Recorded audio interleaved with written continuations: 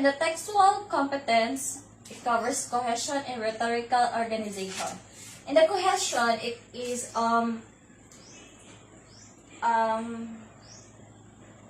things are closely related or united.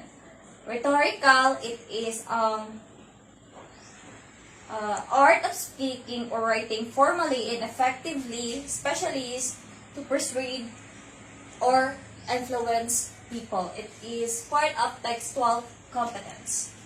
So for the pragmatic competence, there are two: elocutionary competence and social linguistic competence. For the elocutionary competence, it has ideational function, manipulative function, heuristic function, imaginative function, and for social linguistic competence, it has sensitivity to dialect or variety, sensitivity to register, sensitivity to naturalness, and last, cultural references and figures of speech. So, ideational function, it refers to the content or idea expressed in the utterance. So, the manipulative function, it is serve as so, for the manipulative function, it serves a primary purpose of affecting the behavior of others. While heuristic function, it is involve our use of language to extend our knowledge of the world around us. And last, imaginative function. It is our So last is the imaginative function. It is used to explore our imagination or create our imaginary system or ideas, for example, stories, anything.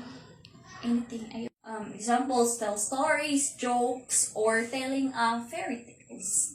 Social linguistic competence, sensitivity to dialect or variety, it is the tone of our dialect, the tone of our language. Sensitivity to register, sensitivity to naturalness, the way we use our language, cultural references and figures of speech, different types of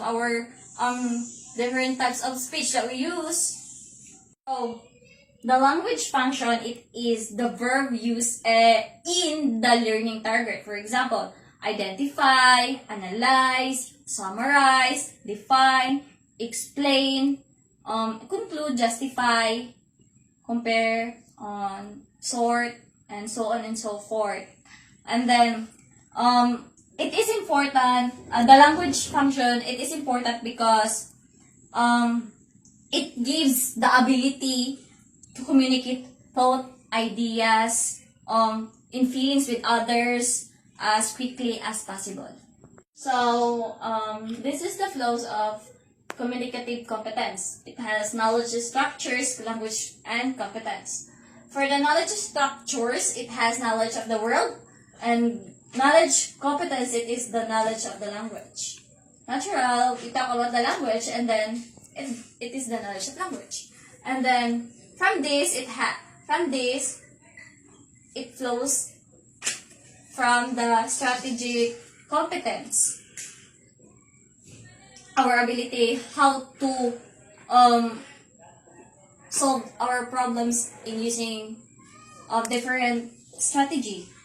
And then down to psycho-sociological mechanism, down to context of situation. Kulang T. Context of situation. Michael Halliday, 1973, who provided one of the best exposition of language function, used the term to mean the purposive nature of communication and outline service function of language. So, here are the 7 functions of language.